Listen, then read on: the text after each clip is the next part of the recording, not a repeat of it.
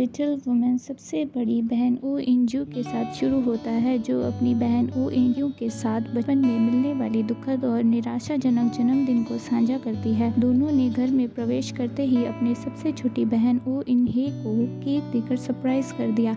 तीनों बहनें सेलिब्रेट करती हैं। सीन चेंज होता है डिनर के वक्त पे, जब दोनों बहनें अपनी छोटी बहन को यूरोप ट्रिप के लिए पैसे देती है, जो उसकी माँ को अच्छा नहीं लगता। वो कंप्लेन करती है कि ये सब बेकार है, इसके बजाय उसे अपने पति से मिलने फिलीपींस जाने को दे देनी चाहिए। लेकिन वह तीनों इस चीज से असहमत होती हैं। अगले दिन उन्हें पता चलता है कि उनकी माँ ने उन्हें छोड़ दिया है और फिर पैसे भी लेकर भाग गई है। दोनों बहन ट्रिप के लिए पैसे को आधा आधा करती है और उसको लाने की व्यवस्था करती है। इंजू अपने सुपीरियर से एडवांस पेमेंट मांगती है, लेकिन वह मना कर देती है। वह 13वीं मंजिल पर रहती है और 14वीं मंजिल पर जाती है अपनी दोस्त जिन हुआयोंग से मिलने। फिर वो दोनों बातें करती हैं कि किस तरह उनको नीचा दिखाया जाता है उसके डिपार्टमेंट के कली के द्वारा, और ये भी बताती है कि उसको पैसे की जरूरत है। दूसरी तरफ इंक्यों को काम में दिक्कतें आती हैं, क्योंकि वह रिपोर्टिंग के दौरान भावनात्मक हो जाती है, जिसके कारण उसको डांट भी पड़ती है। नेक्स्ट सीन में वह लोन के बारे में सोचती है, तभी उसकी आंटी का कॉल आता है जिससे उनकी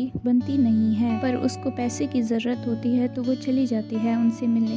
वही इनहाई अपने कमरे में पेंटिंग कर रही होती है। अगले दिन हुआयोंग इंजू को महंगे रेस्टोरेंट में लेके जाती है, जहाँ वह उससे पूछती है कि अगर उसे बहुत सारे पैसे मिल जाएं तो वह उसका क्या करेगी। इंजू अपनी बहनों के साथ एक अपार्टमेंट में रहने और खाना, पैसों की कोई कमी ना होने, इन सब के बारे में बताती है। बाद में हुआयोंग कुछ डॉक्यूमेंट्स पर इंजू से साइन करवाती है, जबकि इंजू को इंग्लिश नहीं आती। इतना ट्रस्ट है दोनों के बॉन्ड को दिखाता है। वहीं इंक्योंग अपनी आंटी के घर जाती है, जहां उसकी आंटी साफ पूछ लेती है कि उसको कितने पैसे चाहिए और बदले में उससे रोज मिलने के लिए कहती है। वापस जाते समय उसे जोंग हो मिलता है। दोनों में बातें होती है, जिससे लगता है कि वह दोनों एक दूसरे को पहले से जानते हैं। नेक्स्ट सीन में इंजू अपनी छोटी बहन को पैसे देती है, लेकिन वह मना कर देती है लेने से और किसी के साथ कार में बैठकर वहां से चली जाती है। इंजू उसका पीछा करती है तो देखती है कोई अमीर औरत उसे पैसे देती है, लेकिन इंजू वह पैसे लौटा देती है और दोनों चले जाते हैं। वहीं जंग मारी, जो इंक्यों की कंपनी में रिपोर्टर है, वह एक खबर लाती है जो एक अमीर आदमी की होती है, जो कि इलेक्शन में खड़ा होगा। लेकिन इंक्यों को उस पे शक होता है, तब वह सुपीरियर को बताती है और उनका सुपीरियर उन्हें अलग अलग भेजते हैं ताकि देख सके कौन बेहतर है। वही हुआयोंग इंजू को जाने से पहले एक मेल करती है, जिसमें उसके कलीग्स के सीक्रेट्स होते हैं। उसे पढ़कर वह हंसने लगती है। नेक्स्ट सीन में चाओ डो इल आता है, जो इंजू से उसके नंबर मांगता है और उसको जाने के लिए कहता है, क्योंकि कुछ लोग आने वाले थे वहाँ पर मीटिंग के लिए। वहीं इंक्योंग एक प्रेस कॉन्फ्रेंस में जाती है और पार्क जे संग से 4 सवाल करती है सुसाइड केस के बारे में, जिसमें वह शामिल था, लेकिन वह बस उसका नाम पूछता है। बाद में जब वह बिल्डिंग से निकलती है तो जे संग उसे रोक लेता है और उससे पूछता है कि यही सवाल क्यों किया तुमने, ड्रिंक तो नहीं की। इसी बीच उसका कोवर्कर उसका वीडियो बना लेती है। यह सब देखकर मारी उसका डेस्क चेक करती है और वहाँ पर बॉटल्स होती हैं। काम के वक्त ड्रिंक करने से उसको नौकरी से निकाल दिया जाता है। नेक्स्ट सीन में डो इल इंजू से हुआयोंग के बारे में पूछता है, तब इंजू उसे कॉल करती है तो वह नहीं उठाती।